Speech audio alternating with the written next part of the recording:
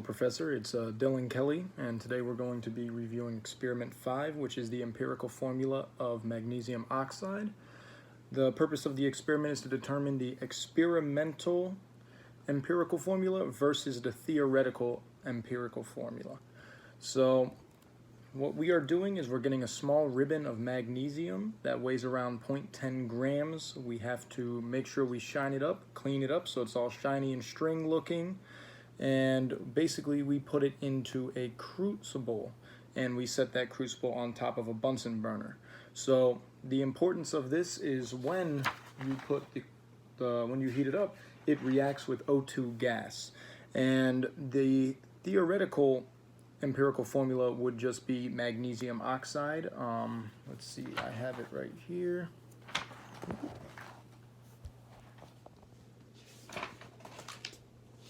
All right, so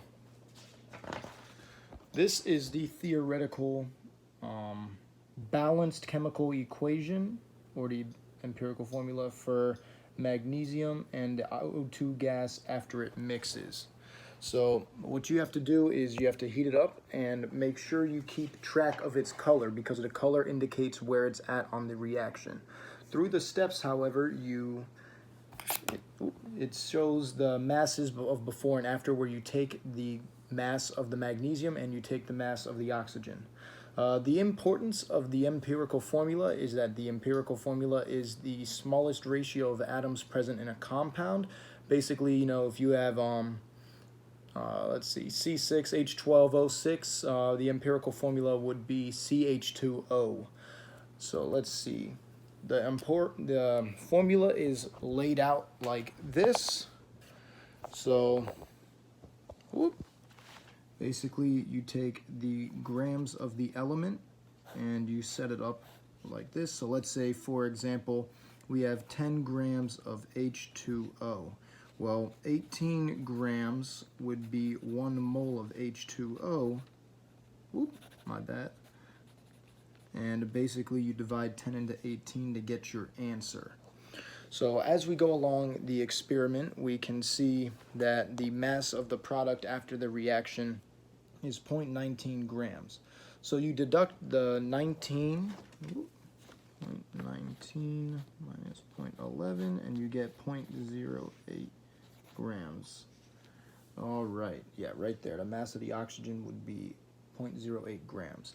So now we have to find the moles of the oxygen, which is as stated before. You take 0.08 and you divide it by 2 moles of O2 gas. So since oxygen weighs 16, that would be 32 grams is 1 mole. And that would equal 0.0025 moles. You repeat the same thing with magnesium, and you would get 0.00452 moles. Note, it now looks like a paper string after the reaction, since it got oxidized by the O2 gas. So this is what you should end up with. You have magnesium 0.00452 and oxygen 0.025. Now what you have to do next is pretty important. So you take whichever value is lower and you use it as the dividend. So since 0.0025 is the lower value, we will be using that as the dividend. Let's see. So we will take 0.00452 and we will put it over 0.025, and that should equal 1.808.